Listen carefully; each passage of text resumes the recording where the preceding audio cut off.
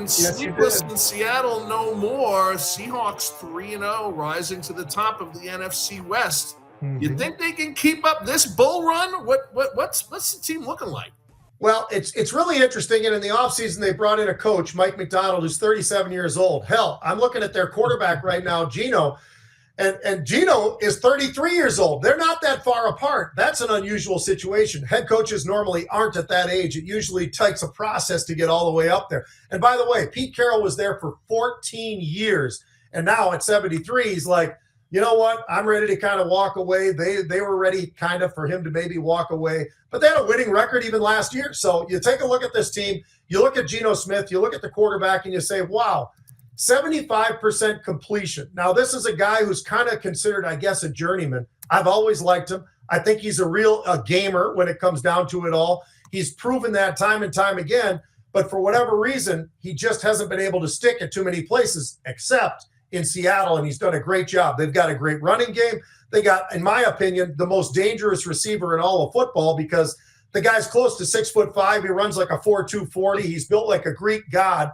The guy could play tight end. He could play power forward. He could play in any sport, probably not hockey, but almost any sport that I can think of, he'd be very good in Metcalf. He's special. So when I look at the NFC West right now they've played not exactly murderer's row when it comes to their first three, but they weren't expected to be a part of that. So anyway, I think that they look like they're in position right now, even over the next couple of weeks, if they can just steal a game here or there, Mark, people are going to start talking about Seattle and what's going on up there. It is not sleepless up there, that's for sure. Sure is a lot of fun to watch because it's not just San Francisco. It's not just Baltimore. It's not just Cincinnati. All those teams are kind of struggling. And now you've got teams like Seattle and Pittsburgh and other names that people aren't really as familiar with probably in this position. And yet these guys are playing pretty well. Gotcha. All right, well, let's switch over to the NCAA, going from one coast to the other, Pete. Tennessee looking pretty damn good so far. What are your thoughts?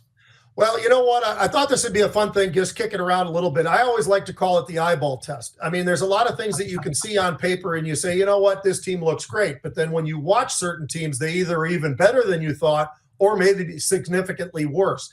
This is a team where offensively, they are one of the best in the entire country. Defensively, they are one of the best in the entire country. So we all hear about Georgia. We all hear about Alabama. Obviously, Ohio State is thrown in there. All of these, by the way, for all the right reasons. These are great football teams. They are historic football teams. They are consistently in that position. They've all got their right quarterbacks. They've all got running game, everything else. I'll tell you what, this Tennessee team, they've got a freshman a quarterback who's 6'6", 230 pounds. Jeez. He is an absolute freak show. He's a great football player. He's got a name that almost anybody you name would say, I don't know how to say his name. I am Avaloya. That's who it is. Sure. Yeah, I'm not going to say it again.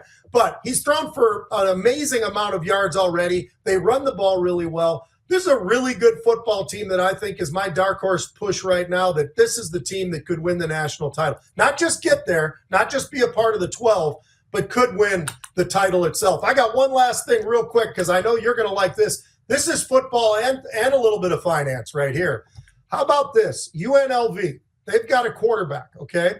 The quarterback has led them into the top 25. They're number 23 in the country right now at UNLV. They're undefeated. They've played very, very well. They've got a quarterback who's got NIL money who ain't getting paid. And the guy's like, hey, guys, I need my money that you promised me, part of the NIL. And these guys are like, well, you know, sounds like they're kind of dancing around this whole thing. So the kid said, you know what? I quit. I'll go to the portal. He can't play at another school during this year, but he now can go to a different school if he chooses. And that's apparently what his choice is, Mark. But this is the negative side of this NIL where there's no guarantees. There's absolutely been no thought when it comes to how does this thing play out. And for instance, if you are at a school that has a lot of NIL money in there and you've promised it, what if some of the guys go, you know what, it's been a bad year in oil. I can't give you the $10 million that I said I could give you. I've got to back out. Now what do they do with these players, right? All these students, I say. Anyway, it's an interesting thing. And this is the first I've seen of this. It's probably happened already, but This is a top 25 team who's losing their quarterback. They're undefeated. And he's basically saying, look, I'm not trying to be a bad teammate.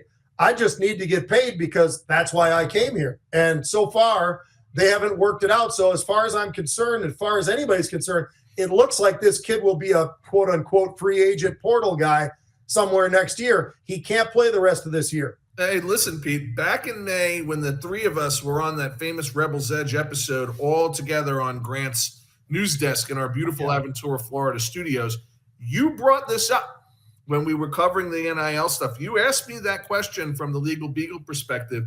What happens when these schools renege? You almost had a premonition that this was going to happen, right? And it will, to your point, happen again. It's not fair to the student athletes. It's not fair to the fans. I think it's going to wind up being, unfortunately, I mean, the kid's got a breach contract a case against them, and a pretty solid one based on what you've told me.